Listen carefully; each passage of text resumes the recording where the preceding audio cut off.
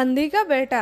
एक कस्बे में एक विधवा अंधी औरत रहती थी। उसका एक बेटा था जिसके पालन पोषण की सारी जिम्मेदारी उसके कंधों पर थी।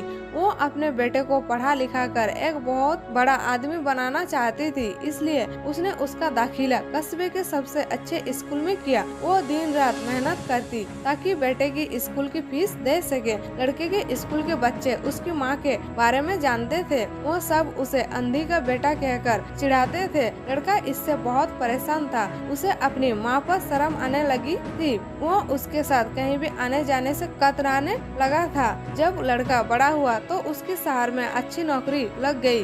उसने अपनी माँ से वादा किया कि शहर में मकान लेकर वो उसे लेने आएगा, लेकिन वह शहर गया तो फिर लौटकर वापस नहीं आया। उसकी अंधी माँ उसका इंतजार करती रह गई। कोई महीने बीत गए, लड़के की कोई खबर नहीं आई। अंधी एक दिन उससे नहीं रहा गया और वो बेटे से मिलने शहर पहुंच गई। पूछते पूछते वो बेटे के ऑफिस पहुंची। वहाँ सिक्योरिटी गार्ड ने उसे रोक दिया। अंधी औरत ने गार्ड को अपने बेटे का नाम बताया और बोली कि उससे जाकर कह दो कि गांव से कोई मिलने आया है। गार्ड ने जाकर उसके बेटे को बताया। बेटे ने ऑफिस की खिड़की से देखा तो उसे अपनी माँ के गेट के बाहर खड़ी नजर आई। वो ऑफिस में सबके सामने अपनी माँ की वजह से शर्मिंदा नहीं होना चाहता था। उसने कहला दिया कि वो ऑफिस में नहीं है। अंधी औरत वहाँ से चली गई। शाम को वो लड़का ऑफिस से घर जाने के लिए निकला। रास्ते में एक जगह काफी भीड़ जमी थी। वो अपनी गाड़ी रोककर भीड़ के पास पहुंचा और तो बीच सड़क में अपनी माँ को मारा पाया। उसके हाथ में एक चिट्ठी थी जिसमें लिखा था, बेटा बड़े दिन हो गए थे,